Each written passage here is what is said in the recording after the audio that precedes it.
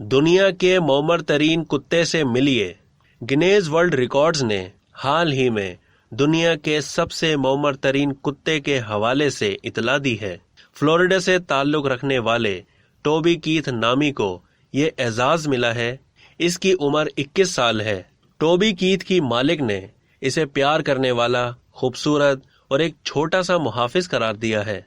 इसने Guinness book of world record के नुमाइंदे को बताया है कि इसने अपने कुत्ते को प्रोटीन से भरपूर खुराक खिलाई, जिसमें सब्जी और चावल शामिल हैं।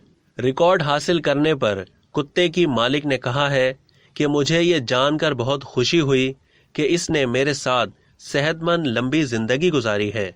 GWR ने इंस्टाग्राम पर पोस्ट किया है और ये बताया है कि सबसे मौमर तरीन कुत्ता जिंदा है।